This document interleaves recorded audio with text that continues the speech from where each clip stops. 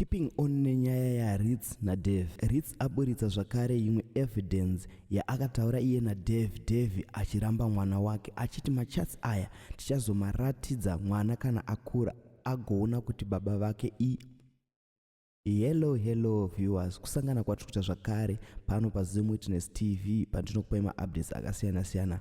Uye ndinoti kana kari kekutanga kusvika pano ingobayawo button rekusubscribe then turn on the notification bell kuitira kuti usarasikirwe neevery update yandinouya nayo pano.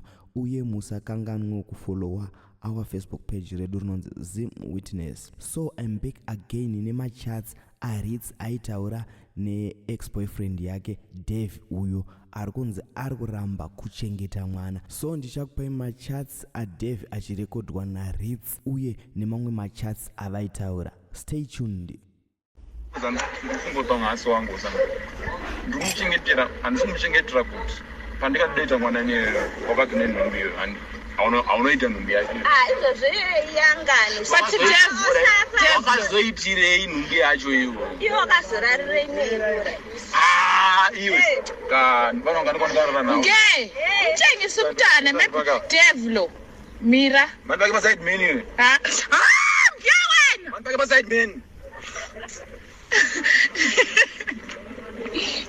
wena Dev ngife ngingawake unokuwara dile ukuthi barere funga kuti ibhara unzwa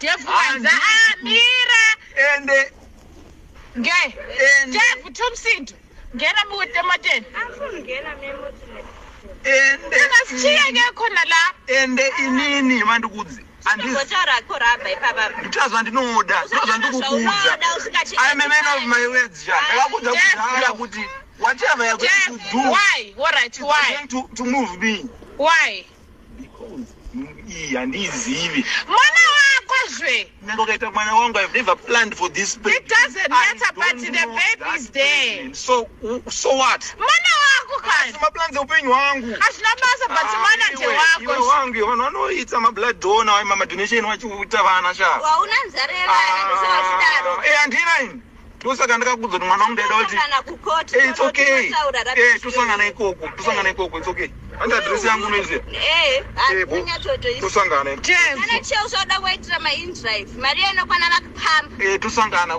ikoko waiziva anda address yangu unoiziva kana usingazivi kunyora ndokuudza kuti unyore kana wakatemba kuti urwezano kana iriyo zano inokuita uburuke mabhuruga uchimitisa bo tosangana but Dev sadaro mwana ndiye wako I'm very much civilized. Mwana newe ndokudza kudaita mwana newe. Andakudza kudaita mwana newe. Ndakudza kudaita mwana newe. Ndati mauzo kamplana here. Ndakamplana. Wakamplana chiyo waida kuita majene. Ndo wada kuti pinda pakati pedu. Vana vako bvera kumbochengeta sei. Patikaita vana. Andichengete mwana wasinoda plan naye. Unochengeta ri wa. Vana wangani kwenu? 9. Papa ni macho vasikachengeta wangani?